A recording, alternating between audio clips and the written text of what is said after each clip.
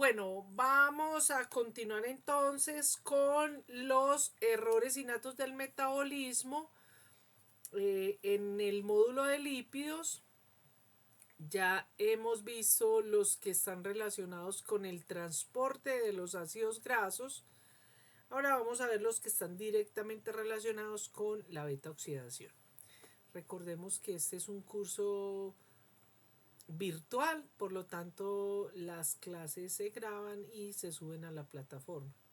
¿Están de acuerdo con los presentes con que grabe? Sí, sí, sí, Natalia. Bueno, voy a dejar de presentar mi pantalla. Voy a presentar la pantalla. Bueno, entonces, ahora sí vamos a entrar a ver los errores innatos del metabolismo eh, que están directamente relacionados con la beta oxidación. Como les he mencionado, en algunos textos se mencionan como los defectos de la beta oxidación. Ahora, es complejo y es difícil separarlos de los del transporte, ¿cierto? Eso simplemente se hace la separación por una cuestión metodológica. Antes de continuar con estos defectos, que básicamente son estos que vemos aquí, es decir, un momento pongo el puntero, donde básicamente son defectos que están haciendo referencia a la enzima, ¿cierto? Que está relacionada que ya sea con cadena media, cadena larga, muy larga, cadena pequeña, viene de la sigla en inglés, ¿cierto? La metodología para ver estas enfermedades entonces. Primero voy a entrar aquí a este cuadro donde voy a hablar como un poquito de cada una de ellas. Como ustedes verán, es un poquito complejo, no se conocen a nivel mundial las estadísticas de estas enfermedades.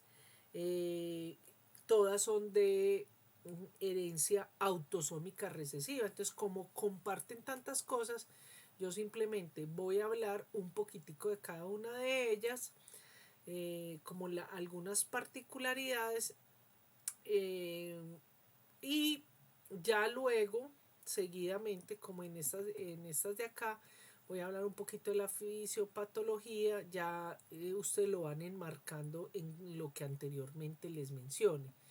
Luego vamos a ver cómo es la parte del diagnóstico y el tratamiento, que cuando se va a hacer el manejo clínico, el diagnóstico y el tratamiento se trabaja como un grupo de enfermedades. Bueno, entonces aquí tenemos, como les decía, esta es la que mayoritariamente se incluye en la mayoría de mundos dentro del tamizaje neonatal. Y esta viene de la sigla en inglés, que es la deficiencia de la acetilcoenzima deshidrogenasa de ácidos grasos, pues de ácido graso de cadena larga.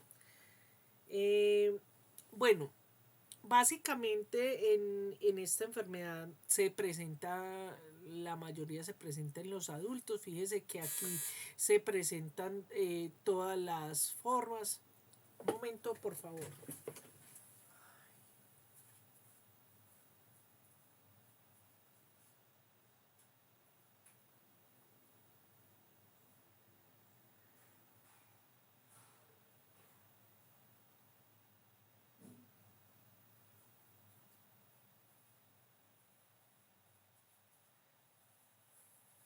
Disculpe. Bueno, entonces esta enfermedad se presenta sobre todo, se manifiesta en adolescentes y en adultos eh, cuando están con una actividad física importante y han tenido un ayuno o han tenido por ejemplo, un ejercicio y están iniciando una infección. Y generalmente se encuentra por casualidad porque hacen una rhabdomiolisis.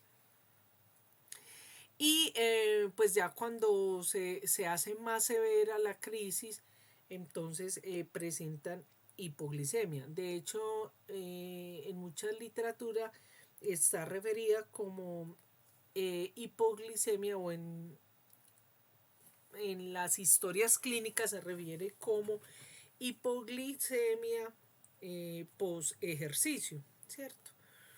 Bueno, básicamente esta enfermedad es como de la beta oxidación, es como de las más frecuentes, es de buen pronóstico, no es tan letal como podemos ver en otras.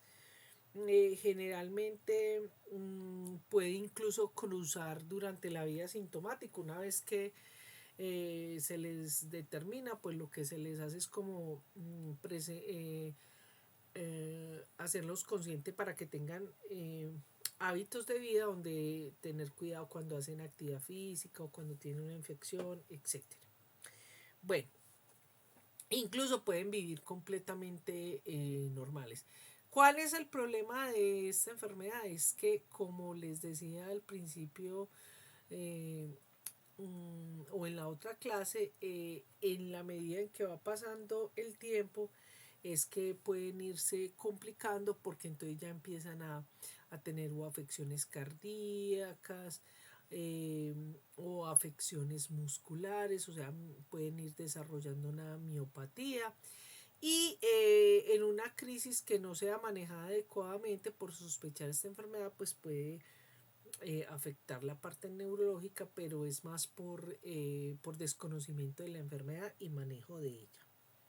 Bueno, tenemos esta de acá, que las voy a decir como en el orden en que, no de acuerdo a cómo está en esa tablita, y sino como en el orden de que más frecuentemente se pueden determinar, y las que son tienen mayor cantidad de pacientes.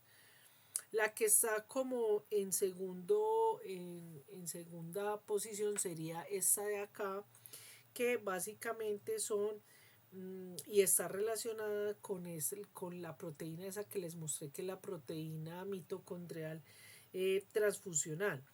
Eh, Básicamente, esta que tenemos acá es la sigla que corresponde a una deficiencia de la acetilcoenzima deshidrogenasa de cadena larga. Recuerden que la que acabamos de ver es very long, perdón. Este es de cadena larga, long chain, ¿cierto? De cadena larga.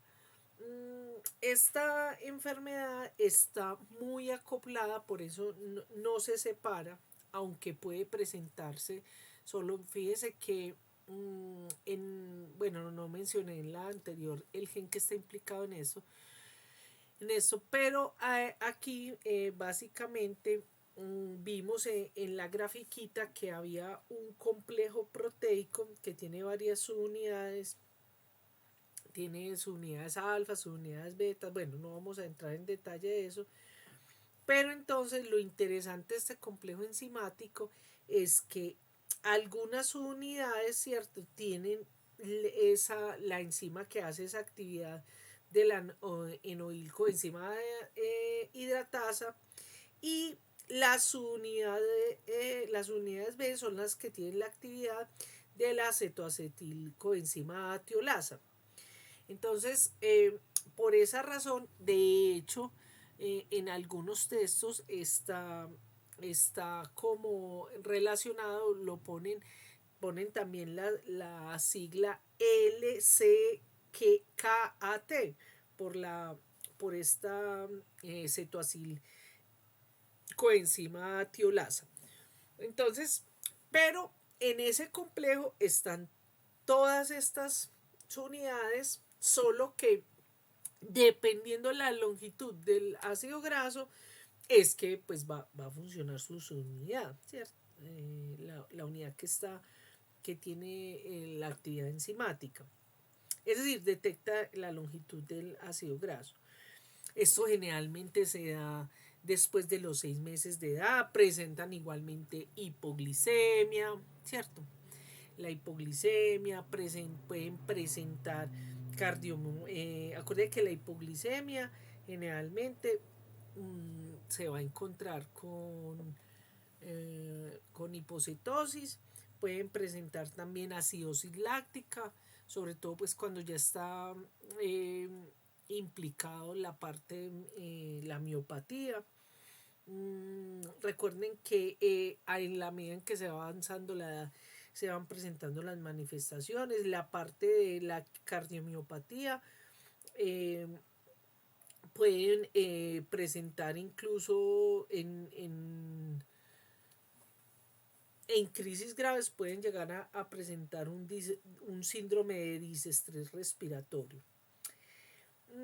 Cuando ya hay mayor afección en la parte de la miopatía, entonces empiezan a presentar hipotonía, empiezan a tener contracturas, eh, y cuando ya tienen la parte hepática, pueden ya entonces empezar a presentar colestasis, hígados grasos, fibrosis, y pueden llegar incluso a encontrar cirrosis.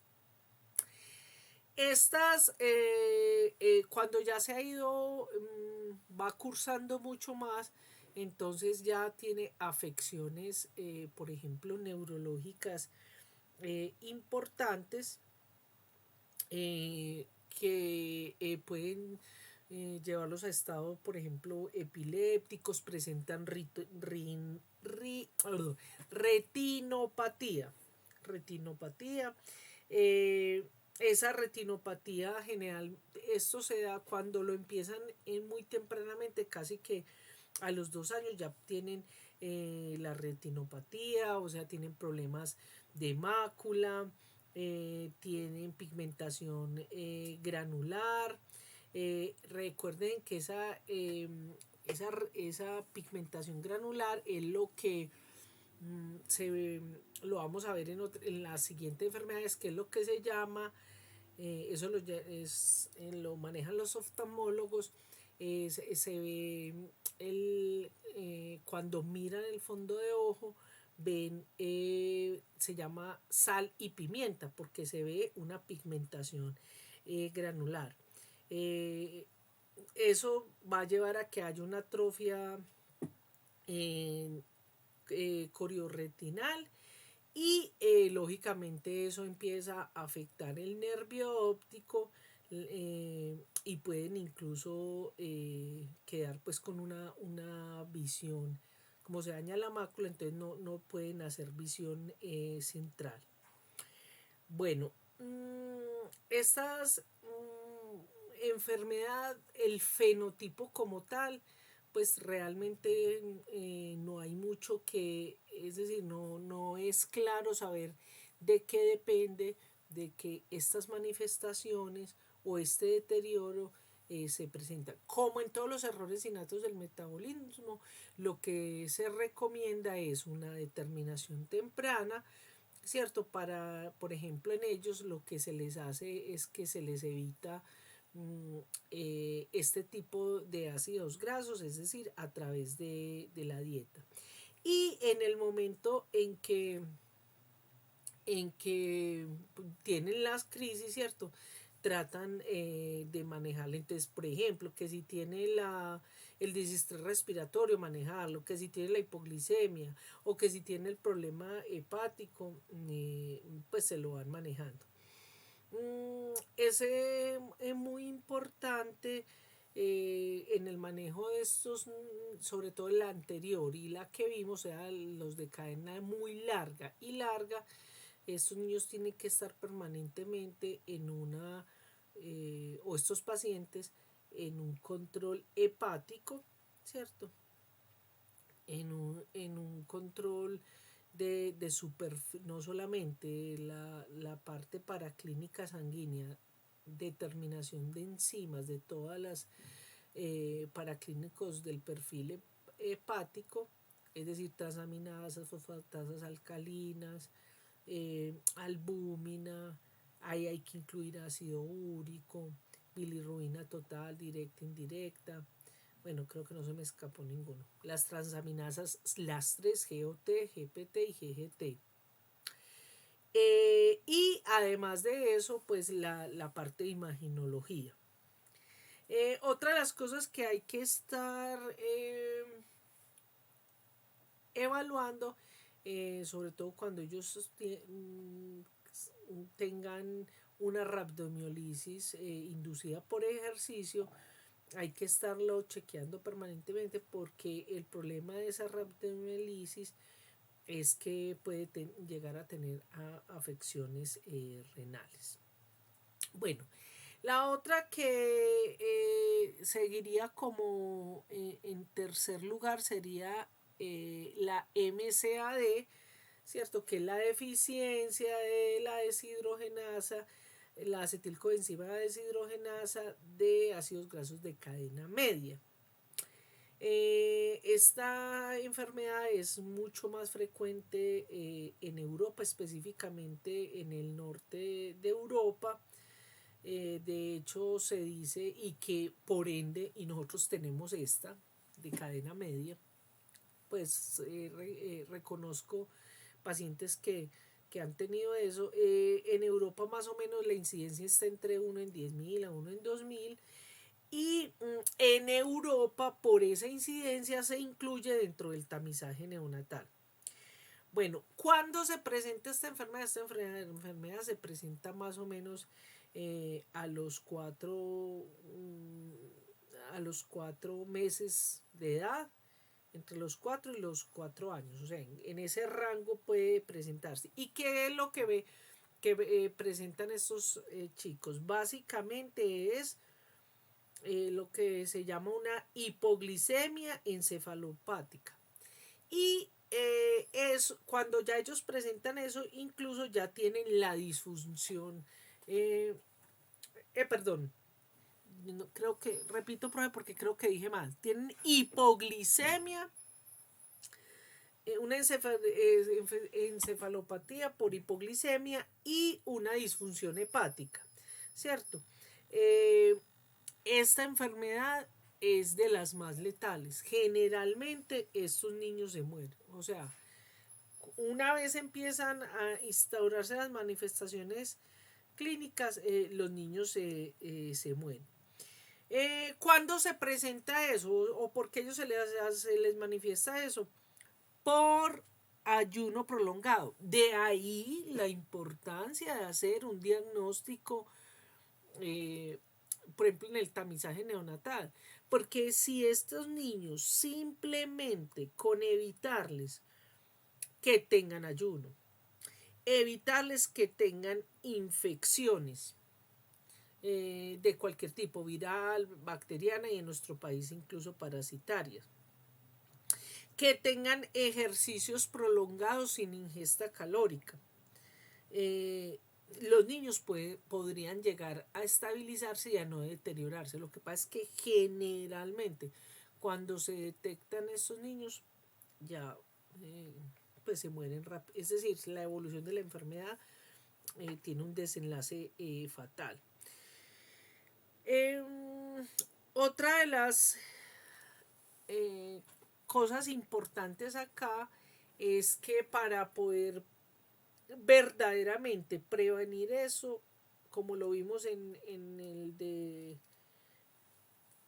el tamizaje neonatal, para que realmente sea efectivo, no es como los tamizajes neonatales de Colombia, que se hacen y a los 60 días hábiles dan el resultado. No, realmente tendría que tener un resultado a las 72 horas para poder instaurar la dieta en el chiquito, ¿cierto? Estos niños pueden a veces, pues, producto de esa hipoglicemia, pueden presentar muchas otras afecciones a nivel neurológico que realmente llegan a ser devastadoras. Recordemos que la leche materna tienen, creo que abajo tengo una diapositiva donde mostramos eso, pero recordemos que la leche materna pues tiene muchos ácidos grasos. Bueno, ¿qué más se me queda pendiente de estas? Ah, bueno, muy importante acá. Esta enfermedad es sobre todo hepática, no desarrolla pues problemas cardiomiopatía, no desarrolla problemas miopatía, ¿cierto? Y los que se presentan afecciones es producto pues como de esa hipoglicemia. Como les digo, generalmente ellos se mueren, así que la presentación en los adultos es, pues hay unos pocos casos, pero realmente no se presenta. En caso de que el niño sea detectado en tiempo, incluso el niño puede llegar a ser saludable. ¿Cómo les parece a ustedes? Qué fuerte eso. Por eso me dedico a estas enfermedades.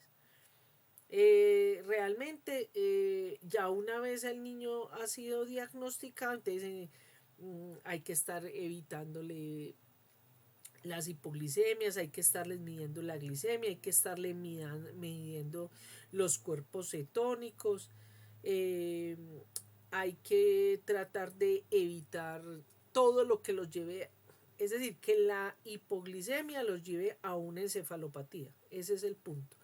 Y que el deterioro, o sea, la disfunción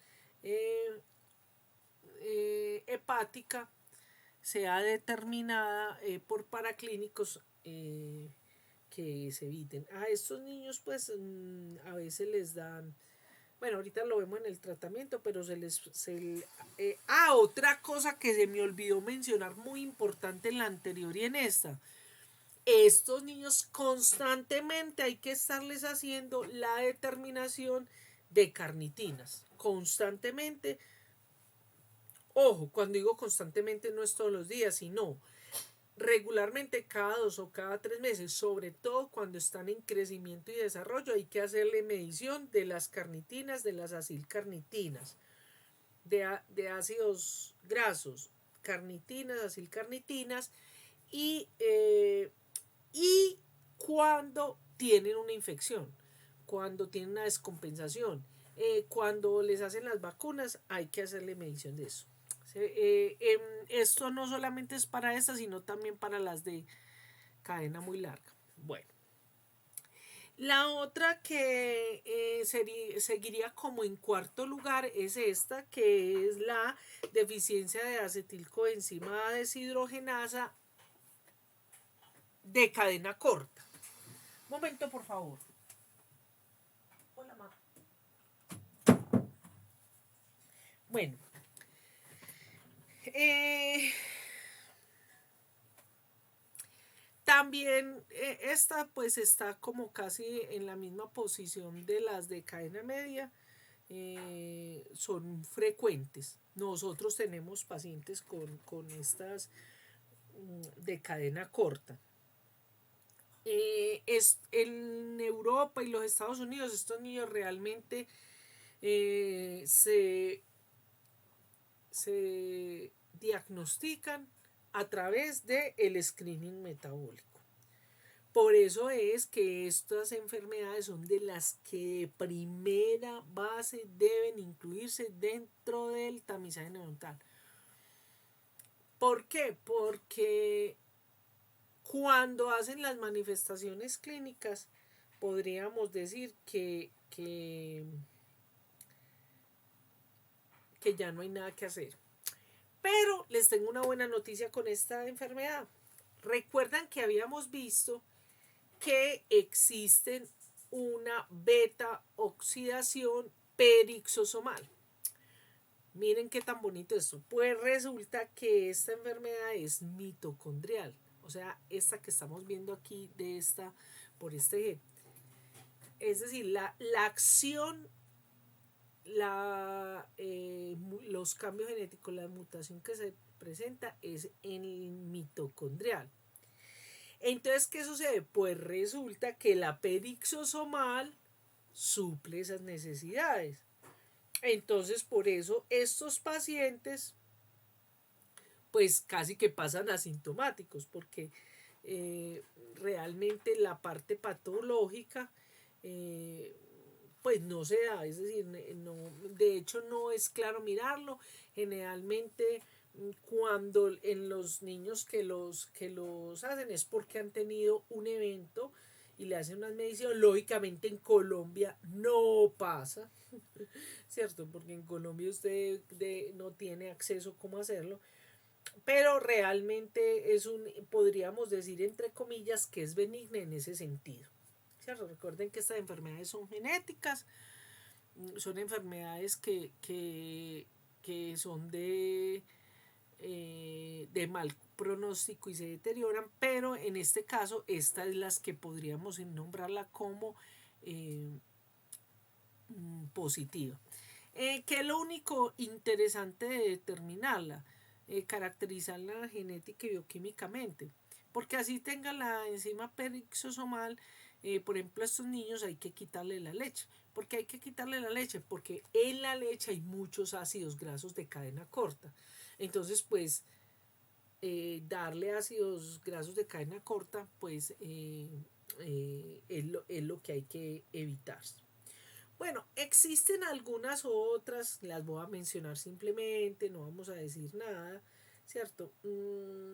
Incluso ya esto sería como en un curso 2, ¿cierto? Esta que vemos acá es lo que se llama la deficiencia de la coenzima deshidrogenasa de la 3-hidroxiacil, ¿cierto? Y básicamente esta enfermedad lo que va a dar es un hiperinsulinismo. También se conoce como hipoglicemia hiperinsulinémica.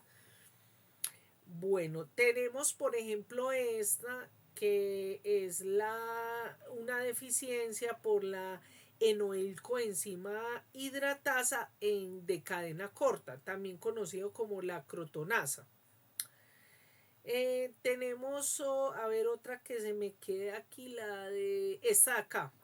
Esta de acá es la acilcoenzima deshidrogenasa, deficiencia de la acilcoenzima deshidrogenasa 9. Eh, pero esas no, pues esas no entrarían acá porque imagínense que esa está relacionada con el complejo 1 de la cadena respiratoria.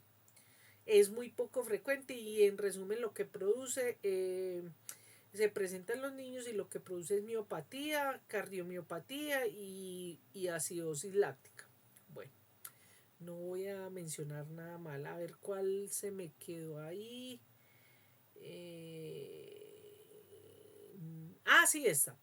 La dionilcoenzima, deficiencia de la dionilcoenzima reductasa. Igualmente esa ni para qué la mencionamos porque han sido muy pocos los casos de eso. Claro que yo lo menciono en el sentido de que ustedes saben que aquí en Colombia todo es posible.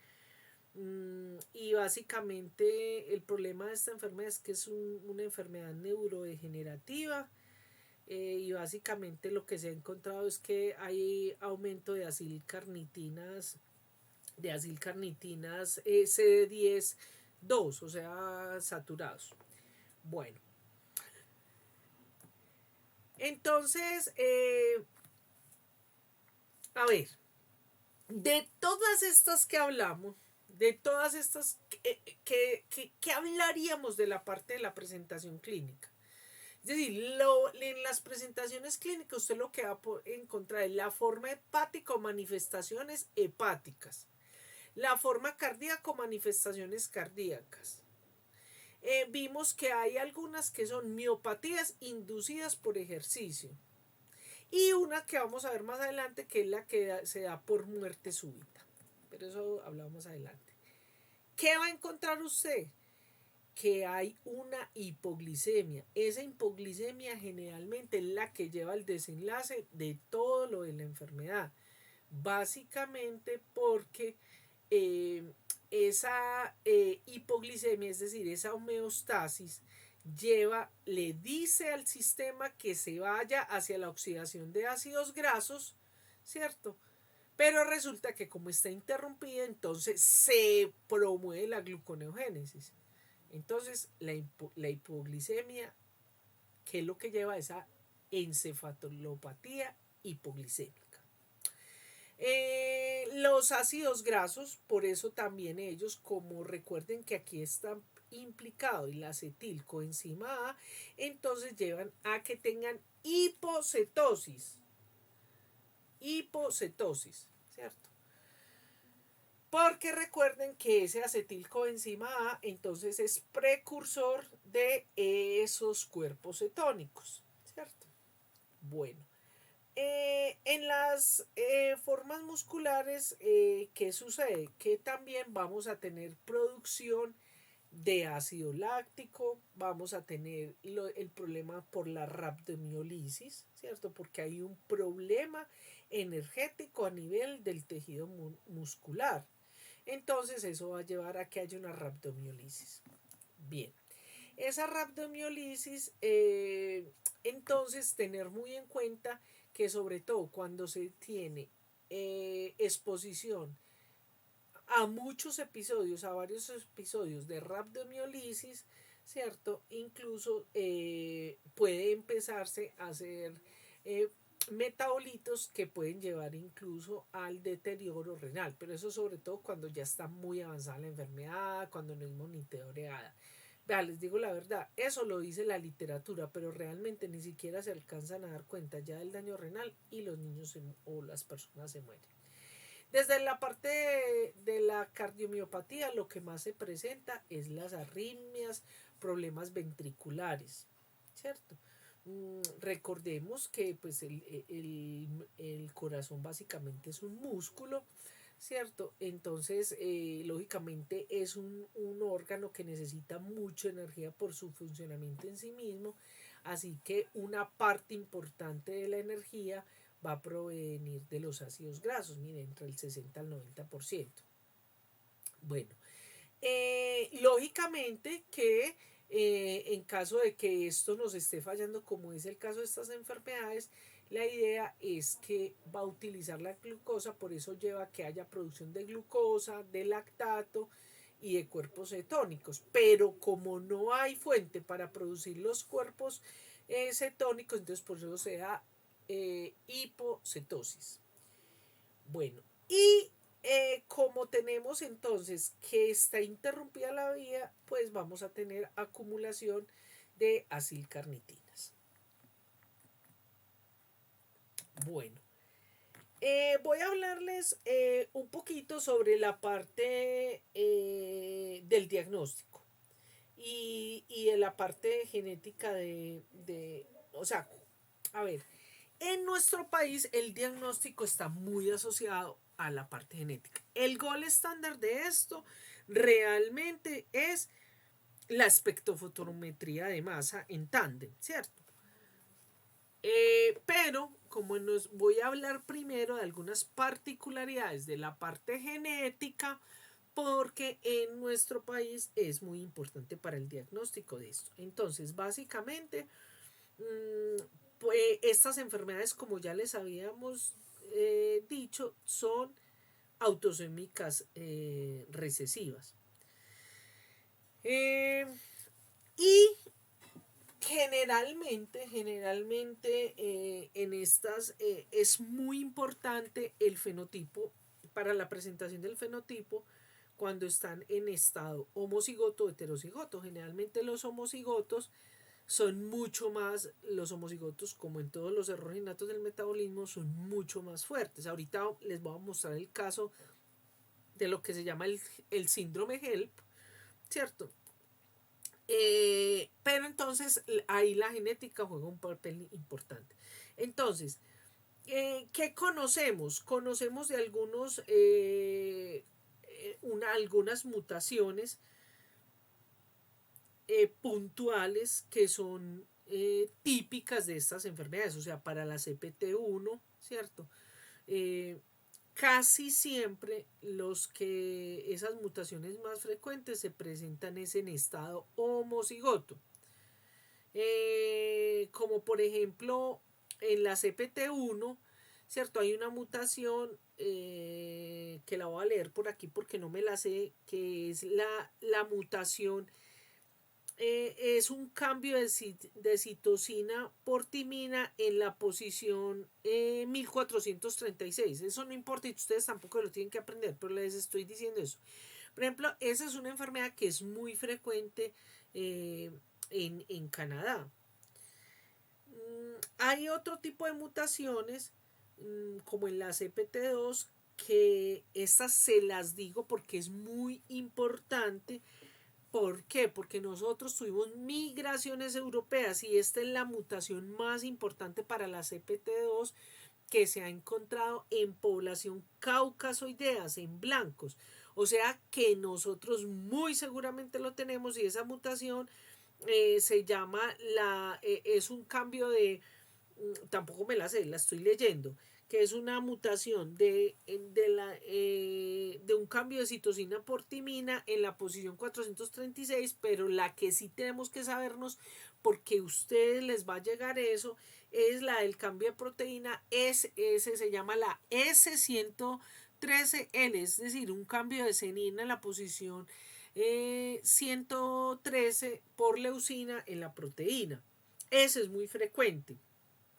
Bueno, tenemos entonces así, por ejemplo, para los de cadena corta también hay una que es la más frecuente y de hecho se encuentra sobre todo en población europea, eh, del norte de Europa se encuentran para los de cadena corta. Hay una mutación, no las voy a leer aquí, pero lo importante ahí es pensar, en conclusión de todo esto, de estas mutaciones, es que en la mayoría de estas enfermedades son de origen caucasoideo, en todos los errores innatos del metabolismo. Pero en estas que estamos viendo hoy, sobre todo la que es de cadena media, la de cadena corta, ¿cierto? Y la de la CPT2, para que lo tengan en cuenta. Entonces, ¿por qué es tan importante eso? Porque usted seguramente como especialista, sobre todo esto lo van a ver los que sean pediatras, ¿cierto? Hay que pensar en este tipo de enfermedad. Ahora, de todas maneras, aquí en Colombia también se hace, a ver, como les digo, lo que yo he tenido la oportunidad de conocer en estos años de experiencia es que realmente los niños generalmente entran por urgencia pediátrica, rápidamente se van a cuidados intensivos infantiles y ahí los dejan y los mantienen. Ya pues el equipo de salud empieza a hacer las sospechas, pero pasan mucho tiempo, generalmente los niños se mueren y no se sabe de qué es, pero además de eso, porque en Colombia, es decir, les hacen concomitantemente la parte genética con la parte del gol estándar, que es la a través de la espectrofotometría de masa en tándem, donde se hace la detección de acilcarnitinas. Punto. Eso es lo que va a determinar que los niños tengan esto. Ahora, entonces, ¿qué es lo que se determina? Pues entonces que si se encuentran acilcarnitinas de C8, C10, C18, etcétera, etcétera. Y entonces con eso se hace el diagnóstico. Y lo que llegue primero, o en Colombia, o lo de espectrofotometría de masa, que generalmente se demora en 60 días hábiles, o el genético. Bueno, pues ahora que volvemos de la presencialidad, tengo que ir a buscar esa información a ver cómo está eso. En los países desarrollados, ojo, la detección, es decir, dentro del tamizaje neonatal está la determinación de acilcarnitinas y de ácidos orgánicos, ¿cierto? Pero en nosotros, y en ellos también los hacen cuando tienen crisis, episodios o fases agudas, se hace determinación de los ácidos grasos y de las acilcarnitinas. en los casos clínicos que les acabo de traer, lo que les muestro son casos de niños chilenos, ¿cierto? Bueno, entonces, algo que tiene que ser muy importante para ustedes como clínicos, sobre todo pediatras, es cuando se tiene una hipoglicemia, acidosis láctica y hipocetosis o hipoquetosis, es lo mismo. Después de un ayuno, ¿cierto? Eso le puede hacer sospechar a usted que esté relacionado con una enfermedad de la beta oxidación. También en algunos países están dentro de los laboratorios, dentro de los paraclínicos, la medición de carnitinas total, libre y esterificada, que también ayudan mucho para el diagnóstico. Eso se llama, aquí no lo tenemos, pero se llama el perfil de carnitinas. Cuando decimos perfil de carnitinas se incluye carnitina total, carnitina libre y carnitina esterificada. ¿En qué se mide eso? Todo eso, la acilcarnitina, los ácidos grasos, el perfil de carnitina, o sea, la carnitina total, libre, esterificada, se miden en plasma. Se miden en plasma. La actividad de ácido, la actividad enzimática también se hace en fibroblastos. O sea, eso hay países donde los hacen. De aquí de Latinoamérica tenemos que los hacen en algunas partes en Brasil, los hacen en Chile, pero no todas, sino algunos, los que tienen más frecuentes. Y los hacen en Argentina. Bueno, en Europa, pues lógicamente en los países desarrollados los hacen y en los Estados Unidos en algunos estados. Bien, entonces aquí viene esta tablita, ¿cierto? Que es la que yo les mostré, donde básicamente nos está hablando, mire que aquí tenemos todos los metabolitos. Fíjese que en cada una de las enfermedades se pueden encontrar metabolitos que le estén indicando uno específicamente en la determinación de acilcarnitinas, ¿cierto? Ahora, hay otro tipo de metabolitos que se pueden determinar en orina, ¿cierto? Como las acilglicinas y los ácidos orgánicos que se pueden determinar en orina. Son muy, o sea, son muy, de muy, o sea, de una ayuda muy grande cuando existe pues como en nuestro país no existe, pero en los países en los que existe es muy bueno, muy eficiente y rápidamente, con simplemente usted darle esta información de estos metabolitos, ya sea en plasma, en orina o en ambos, pues es muy informativo. Es muy importante decir que desafortunadamente muchos de estos tienen pues como técnicas muy especializadas, entonces que necesitan equipos, es decir, por ejemplo, eh, para la espectrofotometría en tándem, de masa en tándem, pues realmente para nuestros países es costoso, entonces no es de fácil acceso. Hace un tiempo, antes de lo de la pandemia, había unos laboratorios que estaban empezando a medir, ofrecer la determinación de carnitina libre y total en sangre. Y eso es muy informativo para este tipo de enfermedades. Bueno, y ya como les digo, son lo de las mutaciones, que yo creo que cada día está cogiendo más relevancia. En España, por ejemplo, o en Europa, se hacen lo que se llaman los estudios de ayuno. ¿Qué quiere decir? Que bajo ciertas condiciones se pone el niño o el paciente en cuestión en condiciones de ayuno controlada. Y básicamente lo que les hacen ahí es la medición de acilcarnitinas y de metabolitos en sangre y en orina. Y con eso hacen el diagnóstico. Hay algunas de estas que se hacen diagnóstico prenatal por análisis de mutaciones. Ojo, porque acuérdense que en unas a veces tenemos la determinación del metabolito o de la actividad enzimática. No, para estas enfermedades realmente se hace es por biopsias de vellosidad coriónica y se hace multiplex para determinación de eso, de esta enfermedad. Aquí no lo estamos haciendo. Bueno, en conclusión de lo del tamizaje neonatal, en conclusión, ay, yo, o sea, a mí se me va olvidando. Ah, no, es que todavía no he pasado al tratamiento.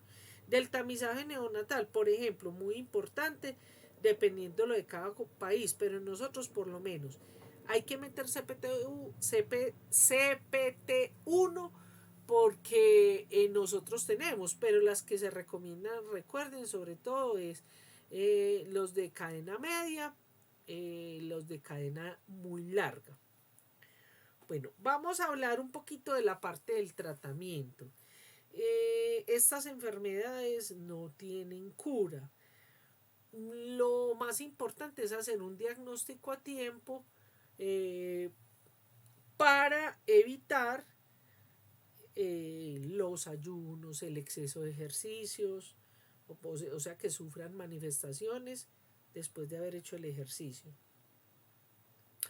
Y ya el mantenimiento, el tratamiento de mantenimiento, que es simplemente prevenir la descompensación metabólica o desbalance metabólico. ¿Que eso qué lo puede hacer? Lo hace el crecimiento, las vacunas, infecciones, exceso de actividad física o ejercicio no controlado, el ayuno, etcétera. Entonces, el objetivo de esto va centrado sobre todo hacia el mantenimiento de la glicemia, es decir, no hay que dejar que se acabe la homeostasis calórica. Algunos de estos protocolos incluyen la medición de insulina. ¿Para qué? Para evitar que la insulina pues se vaya, se haga beta oxidación tanto en hígado como en músculo.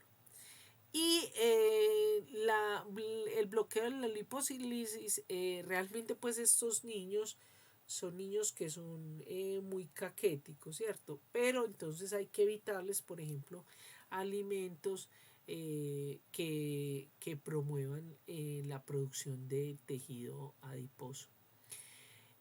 Cuando los niños están en un estado crítico, sobre todo que no se les ha hecho el diagnóstico, recordemos que sobre todo los que se presentan en los primeros días de vida, ahí lo importante es la suspensión del alimento para dilucidar qué tipo de metabolito está implicado en esa descompensación. Ahora, recordemos que en la mayoría de enfermedades lo máximo que se debe suprimir el alimento, ¿cierto? O la ingesta calórica es de 36 horas. Porque sobre todo en los niños que están en crecimiento y desarrollo es más grave. Sin embargo, si se está sospechando francamente de que es una enfermedad relacionada con los ácidos grasos, eh, se puede extender incluso a 48 horas. Muy importante medir el amonio, porque muchas de estos defectos eh, por el caos metabólico que están haciendo, ¿cierto? El sistema tratando de buscar de dónde obtener energía, se produce entonces este catabolismo de aminoácidos. Entonces ahí es donde se aumenta el amonio. Aquí, dentro de los protocolos, este protocolo es el protocolo chileno que incluye el carbaglu, que es el carbilglutamato, que es lo que hace eso. Básicamente lo que va a estimular es la acción, recuerden que la N-acetilglutamato sintasa, que es la que produce N-acetilglutamato, y la CPS1, que es la carbamidilfosfato sintasa 1, es sensible a ese N-acetilglutamato. Entonces, ese carbamidglutamato lo que está fomentando es el funcionamiento de la urea para tratar de, pues de sacar el amonio.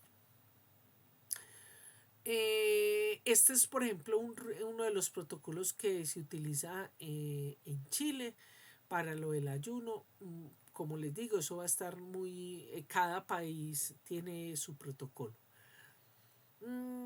Yo les dejo este cuadrito de acá que es muy importante, y sobre todo para que, porque les pongo unos pacienticos en la, incluso se los pongo así, les pongo unos casos clínicos, ¿cierto? Donde simplemente se dice que cuáles son esos metabolitos o biomarcadores que le van a indicar la deficiencia. Por ejemplo, tener presencia de C4 es una deficiencia de la acetilcoenzima deshidrogenasa de cadena corta.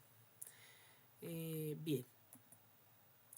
Aquí les muestro cómo entonces se hace la determinación de esas acilcarnitinas por espectrofotometría de masa. Aquí en este caso es para ácidos grasos de cadena media, ¿cierto?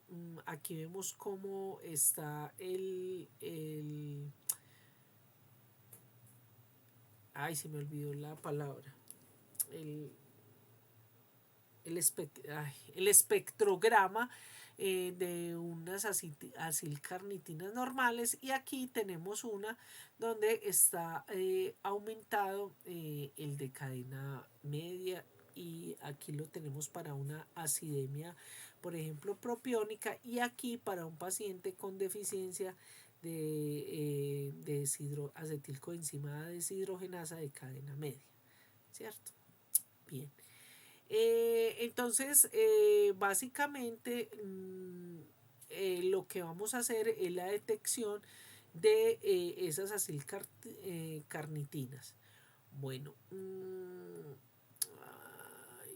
vamos a empezar entonces con los casos clínicos. Bueno, no, aquí les pongo este es de cadena larga, ¿cierto? Entonces, básicamente, este es un niño de padres sanos, no es consanguíneos, pero tiene el antecedente de que tiene una hermanita que se murió de muerte, pues supuestamente de muerte súbita.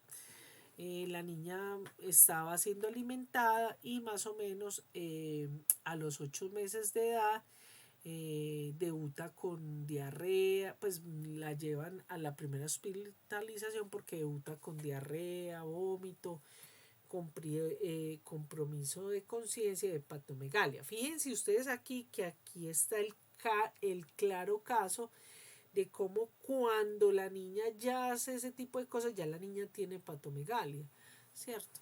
Bueno, ¿qué muestran los paraclínicos? Hay hipoglicemia, hay acidosis metabólica y aumento de transaminasas. Este es una fotico de lo que se encuentra en la biopsia hepática, donde básicamente se reporta una infiltración grasa micro y macrovascular. A la segunda hospitalización ya se presentan los vómitos, deshidratación, está la hepatomegalia, pero ya ahí le hacen los paraclínicos y le miden los ácidos grasos. Entonces, ¿qué le encuentran? Le encuentran CD10, CD12, C6 y C8. Voy a volverme un poquito. CD10, CD6, CD8. Conclusión. Me faltó uno. CD12. CD10, vamos a ver si sí fue. CD larga. Ay, no. No nos dio. ¿Por qué? Bueno, no importa. En todo caso, al hacer la determinación de los ácidos grasos de CD10, CD12, CD6 y CD8, nos da como diagnóstico de deficiencia del acil-carnitín de cadena larga. Miremos, por ejemplo, este caso de el de cadena media, lo que les decía, las mutaciones que son frecuentes. Entonces, fíjense que después de antes eh, de cada casito les estoy poniendo unas generalidades que ya las habíamos visto. Bueno, como vimos, los episodios se pueden presentar entre los 4 y los 2 años de edad y se presenta entonces hipoglicemia, letargia, náuseas, vómitos, acidosis metabólica, hiperamonemia, bueno, hay aumento de ácidos grasos y ausencia de cuerpos cetónicos, eso es muy importante. Y vamos a ver el caso clínico. Entonces, este es un niño que es, miren lo importante, sano hasta los 8 meses. ¿Qué presentó el niño? Un cuadro viral, tiene una virosis, lo hospitalizan por vómito y somnolencia, en los paraclínicos tiene una hipoglicemia, ¿cierto?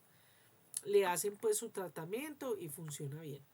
A los 11 meses vuelve el niño con vómitos, ya tiene compromisos de conciencia, coma, apnea, hipoglicemia y el diagnóstico se lo hacen a los 15 meses por la determinación de los aminoácidos de cadena media, o sea, le hacen determinación de C10, C8 y C6. Mire, verá que si usted se fija en los cuadritos que yo le voy colocando por acá, como en este que es muy importante, ¿cierto? Usted va haciendo, es una constelación de esas acilcarnitinas, ¿cierto? Entonces, de esa manera usted hace el diagnóstico. ¿Qué tratamiento hay que hacerle a estos niños o el que le hicieron específicamente a este niño? Es netamente un tratamiento nutricional donde básicamente se evitan los ayunos, por eso hay que hacer fragmentación de la alimentación, es decir, no, que estos niños no pueden pasar más de 2 horas y media sin ingesta calórica, energética, ¿cierto? Muy importante, sobre todo basado en carbohidratos y proteínas y los lípidos muy poquitos para evitar que hagan depósitos. Bueno, es muy importante en estos niños, pues cada uno tiene su protocolo, pero yo aquí les traigo el ejemplo como estos pacientes entonces hay que evitarles darles alimentos que sean de digestión, de acceso a los carbohidratos de, de complejos. ¿Por qué? Porque entonces puede llevar a que hayan periodos eh, de, de ayuno. Bueno, hay una cosa muy interesante con esto, y era lo que comentábamos, profe, en la clase de medicina deportiva, lo Sí. del aporte de carnitina.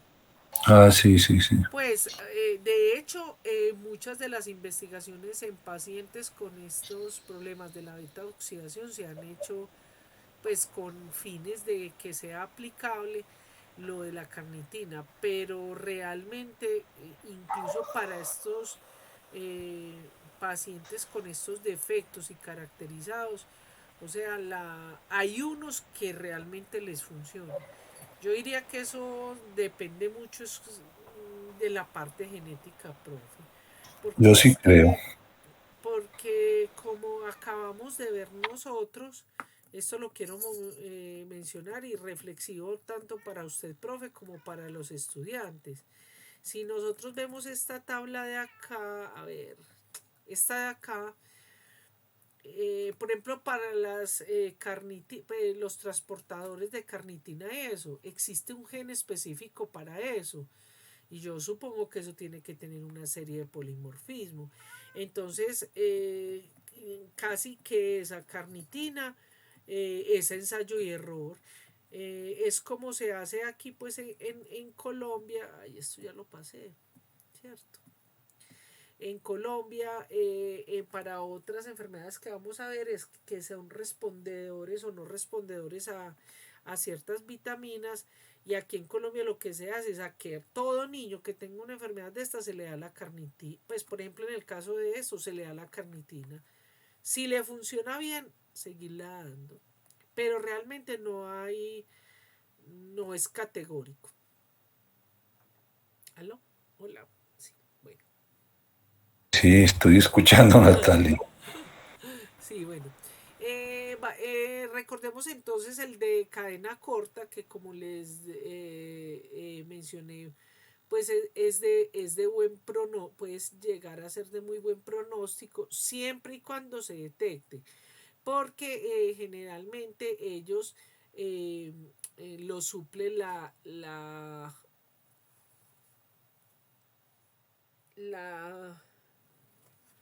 actividad catabólica que hay en los perixosomas, ¿cierto?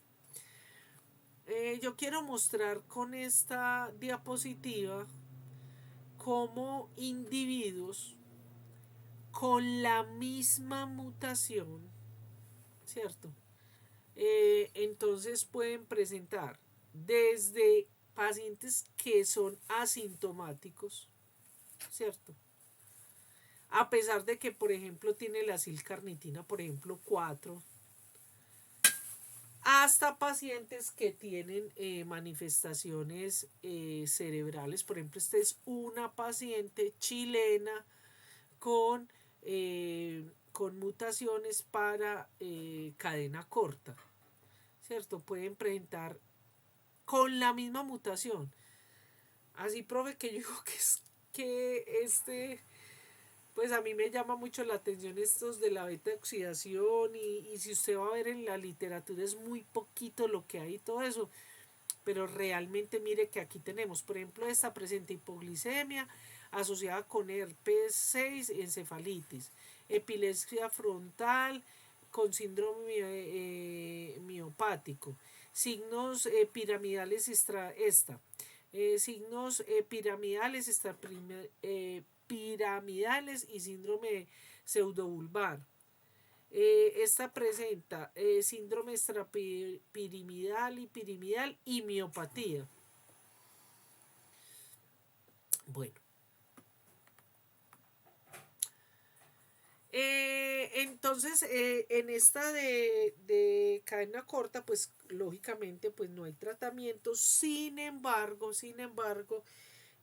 una vez se determina y pues se hace el diagnóstico, se le siguen todos los controles pues de sus acilcarnitinas, se les hace controles hepáticos, aunque estén asintomáticos. ¿Por qué? Porque como les había mencionado antes, se han encontrado algunas pacientes que han hecho eventos después de algún tipo de evento metabólico, etcétera. Bueno, aquí esto es muy importante y por eso es que se incluye dentro de los errores innatos del metabolismo. Se recomienda incluirlos de cadena corta porque la leche tiene muchos ácidos de cadena corta. Entonces, pues de todas maneras es como evitarles dar estos ácidos grasos. Aquí tenemos, por ejemplo, otro caso clínico. Este caso clínico es un segundo niño, no hay consanguinidad, La mamá sufrió diabetes gestacional, parto por cesárea, eh, pues nace normal, todo muy bien. Pero de repente el niño hace un evento donde tiene la CK, la CPK o CK, en 9000 hace una acidosis metabólica, presenta anemia leve, presentó hiponatremia, hiperuricemia, hiperamonemia, hiperlactatemia. Fíjense ustedes que ya ahí claramente uno está viendo que el niño, ¿cuánto era que tenía acá? Ay, no me acuerdo ya cuánto tenía cuando pasó esto. Pero la idea es que estos niños ya cuando hacen las manifestaciones, fíjese que ya claramente uno puede ver que hay un compromiso hepático importante. Entonces le miden las acilcarnitinas y entonces le encuentran que hay un incremento de acilcarnitinas CD16, CD18, aumento de carnitina esterificada. Y aquí, en este caso, todo esto se debía a una mutación en ese complejo que es el complejo mitocondrial transfusional. Transfuncional. Bueno, quiero mostrarles este caso de los pacientes con deficiencia de la carnitina acetilcoenzima deshidrogenasa de cadena larga. Recuerde que habíamos dicho que muchas veces estos individuos generalmente se presentan la manifestación es en estado homocigoto. Pero resulta que hay un fenotipo, una variante que se llama la variante HELP, que viene de hemólisis, aumento de enzimas hepáticas y plaquetas bajas. Y básicamente se da en madres que son heterocigotas y se presenta en el embarazo. Generalmente el embarazo del niño, cuando le hacen la caracterización, el niño viene en estado homocigoto. Entonces lo que sucede es que estas pacientes presentan esto: hemólisis, aumento de enzimas hepáticas y plaquetas bajas. Falta mucho por describir sobre eso, pero es uno de los casos. Traía este caso para mostrarles cómo es la genética en las enfermedades metabólicas, porque aquí la madre era asintomática, ¿cierto? Pero sin embargo presenta el fenotipo o hace la expresión del genotipo con su embarazo por un homocigoto. Cuando se presenta entonces esta enfermedad, ya habíamos visto lo de las retinopatías, por eso hay que ponerle mucho cuidado. Lo de las lesiones maculares granulares pigmentosas, que es lo de la salpimienta. Y pueden llegar a presentar miopatía, acortamiento visual y atrofia coriónica. Esto que ustedes ven acá es lo que se llama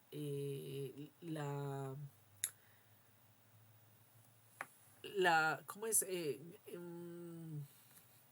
Sal y pimienta. Sí, sal y pimienta, pero ¿cómo es que? La lesión macular granulosa pigmentosa. Bueno, muy bien. Esta enfermedad pues puede llegar a ser muy grave, como lo habíamos visto antes. Cuando se presenta antes de los 2 años es supremamente letal. los que realmente pueden llegar a pasar, porque hay algunos que pasan incluso casi toda su vida eh, asintomáticos, y cuando ya empiezan a hacer sus manifestaciones, de hecho muchas veces les encuentran, sobre todo en países desarrollados, es cuando ya tienen la retinopatía.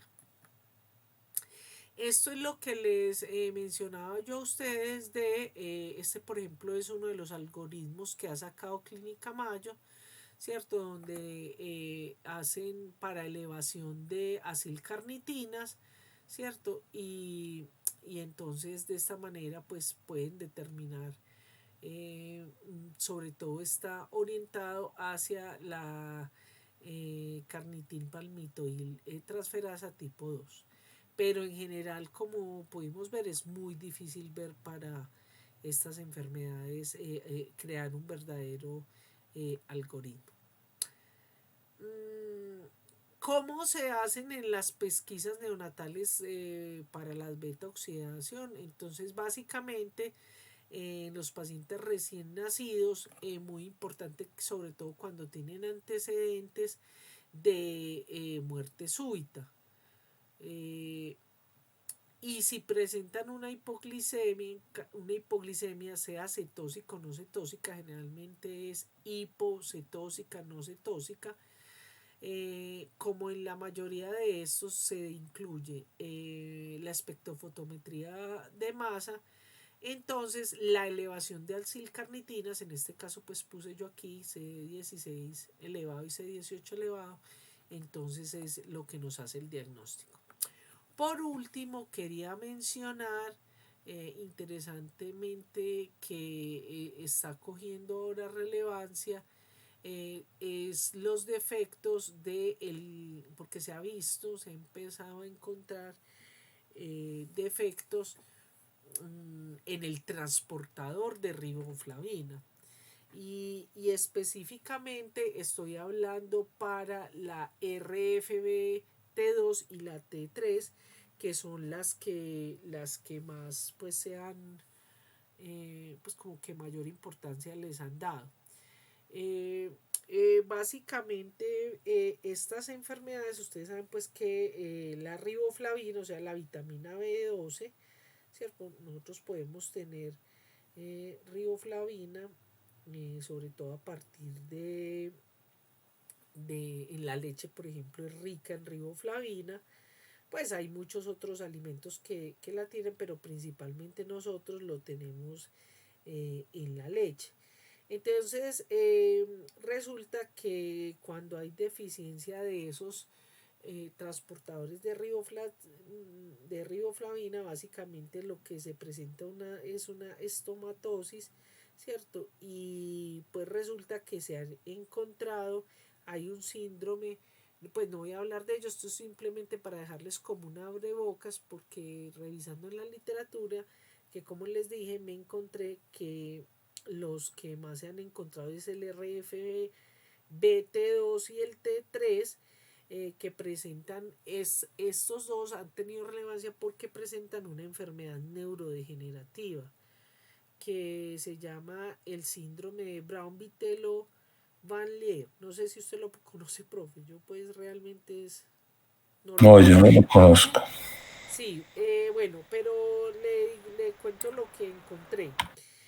Pues básicamente es, como ahorita pues usted sabe que a principios de este siglo tuvo tanta importancia las enfermedades neurodegenerativas, pues resulta que esto crea una enfermedad neurodegenerativa donde lo que sucede es que las personas empiezan a presentar signos atáxicos, empiezan a presentar debilidad en las manos, en el cuello, tiene una neuropatía axonal sensatoria, pueden llegar a presentar nistagmus, pues y se va deteriorando de manera importante. Y lo interesante de esto es que lo que les han encontrado es que es como parecida a los de cadena media que vimos ahorita. El detalle es que tienen baja la riboflavina. Entonces era así como un abrebocas de esto, profe, que me pareció interesante. Estos dos. Muy interesante, muy interesante. Sí, hay que buscar más. Y me llamó la atención porque si ustedes miran, los nuevos paneles moleculares se están incluyendo estos dos. Vea, Sí, no sé, qué bien. hay que buscar más, pero es como para ir trayendo cositas nuevas que uno va encontrando, profe. Listo, muy bien. Bueno chicos, hemos terminado. En todo caso, como lo importante de esto, primero, como verán, es un grupo de enfermedades muy difícil, de muy difícil diagnóstico. Es un grupo de enfermedades que requiere que las políticas de salud de nosotros empiecen a pensar en aumentar las posibilidades tecnológicas para el diagnóstico, porque el resto es imposible que uno pueda, por simple clínica o para clínicos como los que nosotros tenemos, eh, poderlo determinar. Y pues por supuesto eso hace que sea muy importante incluirlo dentro del tamizaje neonatal. Esto quiero que les quede como muy grabado, y es el problema, como muchas de las enfermedades que vamos a ver, es que realmente todavía se desconoce mucho sobre estas enfermedades. O sea, sabemos muy poquitos. Fíjese que casi, como les dije, esta clase la podríamos hacer mostrando esas o tres tablas que mostré y listo. Entonces, pues sí, el reto son ustedes, los futuros profesionales que se dediquen a hacer este tipo de estudios y de investigaciones que nos permitan encontrar más, saber más sobre estas enfermedades. Bueno, hemos terminado, profe. ¿Algún aporte, duda? Todo está muy bien, Natalia, todo muy claro. Bueno, voy a detener la grabación. Listo.